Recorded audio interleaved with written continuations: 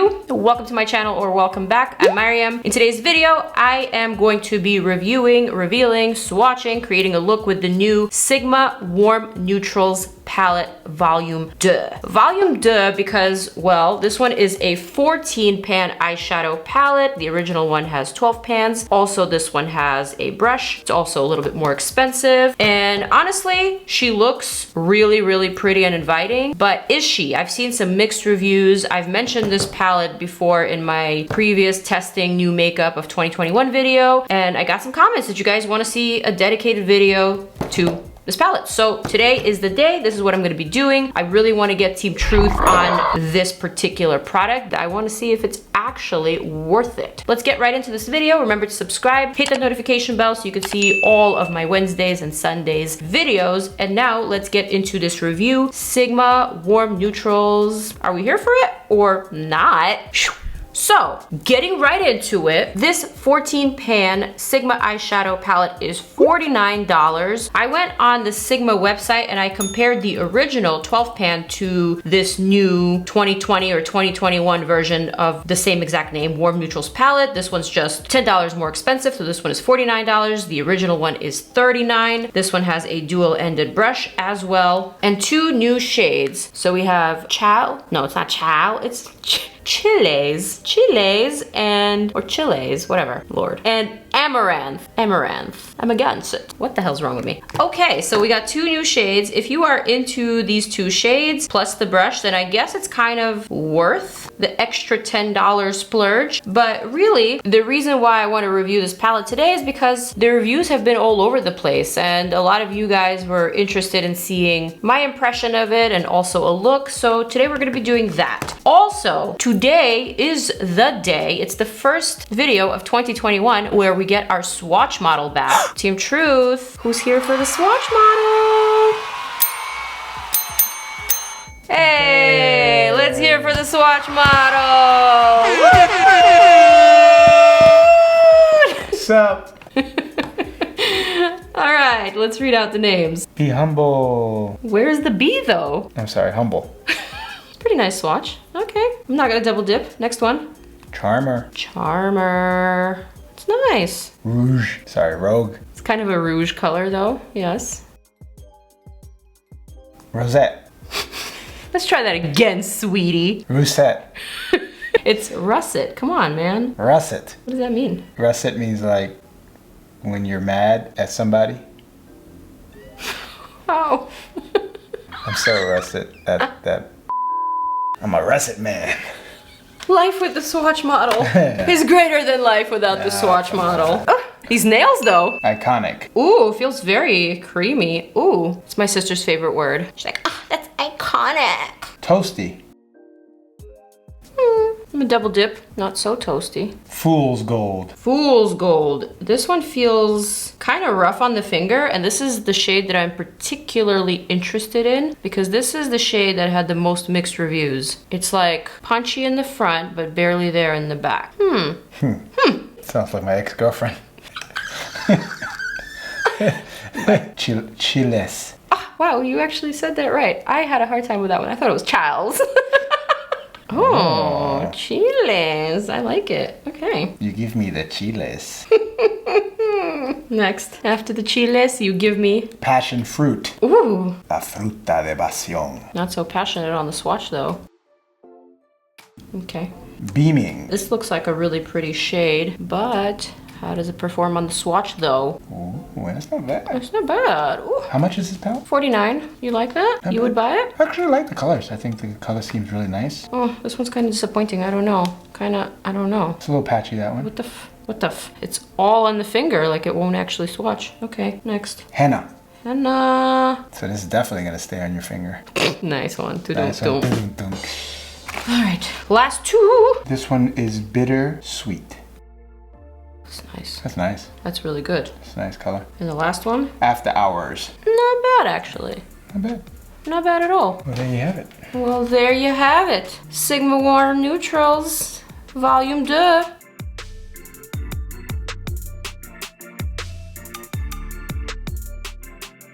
All right, so let's let's get into it. Now that we know what the swatches look like, now that we know what they look like up close, I'm kind of getting a sense of what this palette is about. Like Lee said, it's very pretty, definitely eye-catching for sure. I'm gonna use my Fenty Beauty primer that I do all the time because honestly, I don't think it's realistic for someone like me with really oily lids to not use a grippy primer. So now it's time to create that look. I'm definitely getting Valentine's Day vibes with this palette. There's a lot of wine, rosy shades, and even the lighter shades lean just a little bit pink. Let's see, what look can I actually come up with? I'm gonna go ahead and use the included dual-ended brush. I'm gonna start with the diffused crease, which is an E38 brush. You can get this one separately. I'm gonna dip into Toasty, and I'm kind of just gonna apply that all over to my crease, to my transition, and just blend it out, keeping my lid space blank, just like that. Well, this first shade blended out really nicely, rather effortlessly. Felt very soft. This brush also feels very, very soft. There's no fallout. So far, so good. So just to give you a little bit of background information about Sigma and just my take on this brand. I feel like I've been receiving PR from them for what seems like forever, like from the beginning of my professional career on YouTube and Instagram. But Sigma has always struck me as one of those masstige, or maybe more on the mass than on the tige side of brands, if you know what I mean. I always associated it with being inside of malls, like in mid-America. Not that there's anything wrong with that, but you know, I don't live in mid-America, so it wasn't really a brand that resonated with me personally. I've never seen any like Sigma stores growing up. I never heard of anyone using this brand until I got into this industry and I started seeing it on YouTube. And then I started getting PR packages from them, and their brushes was kind of like the thing that intrigued me at first. Their brushes were very good quality, not super expensive, offered tons of variety, options, etc. So basically what I'm saying is Sigma wasn't ever a brand that resonated with me. Plain and simple, I don't think I was their target consumer. However, and there's a big however coming, I totally and utterly changed my whole outlook on Sigma when my girl Beauty Bird did a collab with them for an eyeshadow palette. I reviewed that palette, I used it, and it was actually one of my favorite eyeshadow palettes to date. So super gorgeous. I still use it, I still reach for it. Basically, it was everything that you wanted from a palette. It had colors, it had neutrals, it had shimmers, and it was just so cohesive and so well made that I literally like stopped in my tracks and had to like reassess my whole way of thinking and looking at Sigma as a brand. I'm still on the same shadow. Hold on, let me like switch to a different shadow and let me continue the story. Well, this shadow just felt so buttery, I just couldn't stop. I couldn't resist. For my second shadow, I'm gonna go in with henna right here, and I'm gonna use the other end of the brush, E54 medium sweeper. And first things first, I'm going to add just a little bit of that to my lower lash line, keeping it strictly in the outer corner and kind of winging out the lower lash line. This isn't a step that I normally do at like step 2. Well, I don't know, today it is. I generally never apply primer to my lower lash line because this area is very flat on me, so it doesn't really crease. I don't really have any textured skin there. And unless, you know, I'm absolutely bawling and tearing, my lower lash line usually stays put throughout the day. Don't know why. My top lid is not the same at all. I always have to prime it. I always have to make sure that that crease is sealed nice and tight before any eyeshadow application. So now I'm just like softly blending out this lower lash line and adding a little bit more to that wing. All right, so back to my story. After rediscovering Sigma, I almost started looking at it as a fresh new brand. I started discovering rather than rediscovering their eyeshadow palettes, and I found some of my favorites. Like Cor de Rosa is one of my absolute favorite eyeshadow palettes. It's one of my faves for 2020. It made it to my best eyeshadows of that year list. It's just like a really reliable color story that I often reach for, and it's just great quality. So when I saw warm neutrals, I was like, ooh, is this gonna be like a darker sister to Cor de Rosa? Is this gonna be just like a moodier, sultrier, more nighttime appropriate color story? So this is kind of what I'm hoping for going into this review. I'm hoping that I'm gonna get a bang out of my review. Next, I'm gonna test one of these new shades, Chiles. I'm just gonna apply that to basically the outer portion of my lid. It's kind of similar to the previous shade that I just applied, Henna. but it has a pinch more wine to it. But really so far everything's been applying well, like extremely well. This is a Morphe brush from their Sweet Oasis collection. Doesn't say the number, but it's literally from that collection. It's kind of fire. All right, so just packing it on, sticking rather well. There's no fallout yet. And for my foundation today, I'm wearing a mixture from my previous video, which is the Revlon Color Stay and Samantha's Auric Skin Glow mixed together to give me a matte but luminous finish. Of course, if you want to see a separate review, then watch my previous video. I noticed there hasn't been too many new eyeshadow palette launches. I'm almost a little scared. Is this the end of eyeshadow palettes? I mean, we're still wearing masks. We still need eyeshadow palettes.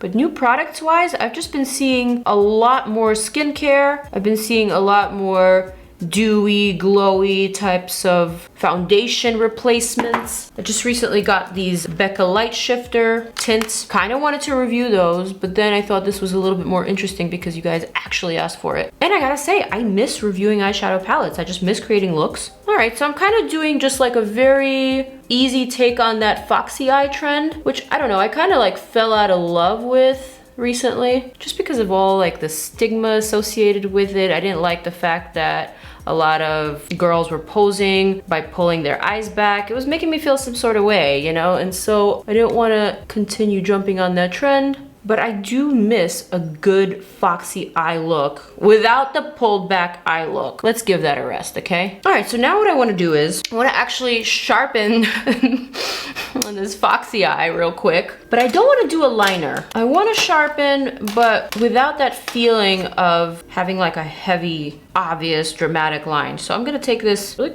cute brush. Whoa, it's got like floating glitter inside. This is from Lime Crime. I'm gonna go back into Chiles. I'm gonna saturate and add like a denser layer of that shade to my lower lash line, very close to my lashes. And then same thing here. Just gonna pop that in like a slightly more dramatic wing. Do you see it? Do I even see it? I think I feel it though. So that's the whole point. Just that outer corner action. What else has been going on? Oh yeah, we have a new president and a new Madam Vice President. Thank you very much. Very, very exciting moment. But just because it's exciting for me doesn't mean that I'm gonna get all into it and talk politics here on my channel. Just, you know, wanted to share quick excitement with you. Of course, if you want to see more excitement, then you should definitely follow me on the gram. That's where I get a little bit more personal and up close about my views and visions and stands and stuff like that. YouTube is strictly makeup, but Instagram is just a little bit more than that. It's a little bit more life, a little bit more Swatch model in his full glory. If you don't follow me on the gram, you probably don't know that me and Lee, aka my Swatch model, just celebrated 20 years of being together. Yes, that's right, 20 years since the day that we met, which is really quite crazy. Crazy because we are still quite young, you know? I'm liking this look. Okay, I'm not gonna get all sentimental and mushy. That's for like another episode of relationship advice. Speaking of which, anybody miss that? I feel like we need more topics for the relationship advice series. All right, so now I think I'm ready for my lid color, and it's going to be Fool's Gold. I'm looking at it. This is that seemingly controversial shade that people were talking about, like it applies, but it doesn't apply. It falls off, but it's messy, but it's barely there. So let's test it. I got my new system in place. I mentioned it in a couple of my previous videos, and in this system I have a cart with like different compartments, and I even have like a little compartment for new brushes. So I have some new brushes to test out. These are from ColourPop E4, just kind of like a large flat brush, almost looks like a concealer brush or like one of those foundation brushes. I'm gonna pick up this Fool's Gold, which honestly, it doesn't seem like the brush is picking up this Fool's Gold. It's just like picking up a little bit of the sparkle, but if I actually apply it, there's nothing there. But it swatched pretty well, so I guess this is one of those eyeshadows that perhaps needs something like a finger to pick it up and then adhere to the lid. So here goes. A lot of fallout, a lot of fallout. Whoa. This is such a pretty shade, such a unique shade, but it's definitely not an easy to use shade. Ooh, I have quite a bit of fallout under my eye. Like, can you see it? It's quite a bit.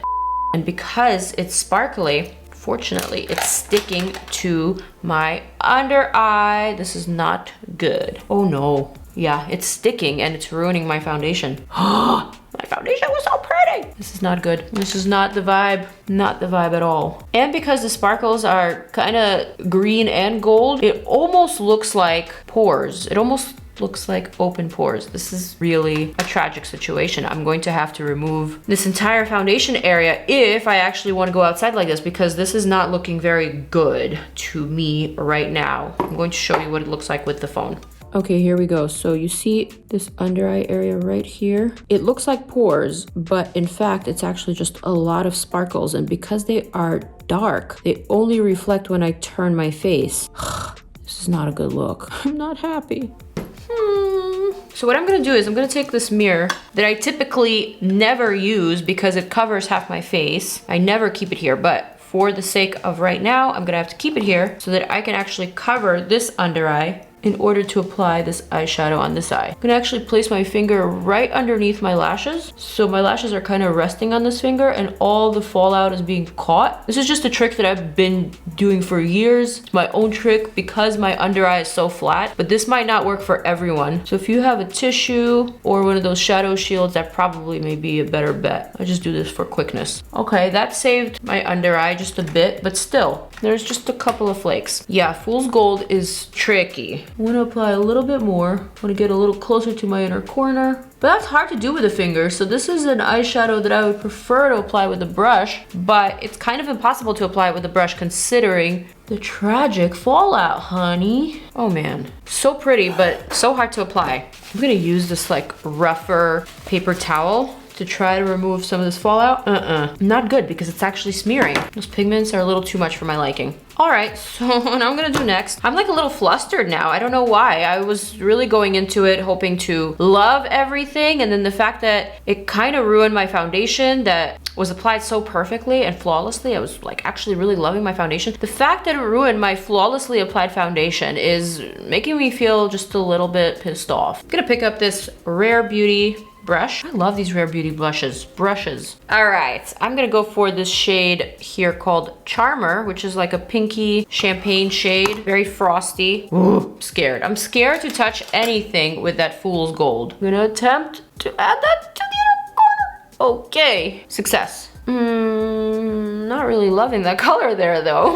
Looking kind of funky with the green, looking like swampy, but why are we pink? I don't know, but I'm gonna commit. I wish there was like a more goldy shade in here. That would make a little bit more sense. I'm gonna dip into this Bittersweet. This swatched very well. And I'm just gonna add a little hint of gildedness over this inner corner. I don't know if it's actually going to be seen or not. Perhaps not. Maybe just a little. Okay, nothing too crazy. Nothing too crazy. I don't know. Really liking all the matte shades so far in the Sigma palette, but the shimmery shades, specifically that Fool's Gold, are just a little par, you know? Yeah, I don't like par. I'm gonna dip into Iconic. This is another shade that swatched great. Every time I hear the word Iconic, I hear it in my sister's voice. Iconic. I need to get her back on the channel. All right, this one's a little bit better. Just adding that to the center of my lower lash line for a bit of a sparkle, shine, pop, and cohesion. There we go. Nothing too crazy, but there's fallout. Once again, there's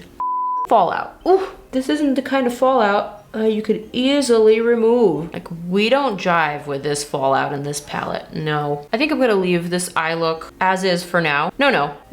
One more thing. I'm gonna take this shade Humble. Why? Because people were complaining about this one as well, so I just wanna test it. Swatched great on Lee. I wanna add a bit of that to my brow bone. Maybe this isn't the right brush to use, but whatever. Not so terrible. I just wanted a little bit of brightness. That kind of worked. And then back to the diffuser brush, and I'm gonna run that through, marry everything together, make sure there's no seams. That looks pretty nice. Clean brush, cleaning up that edge just a bit, like that.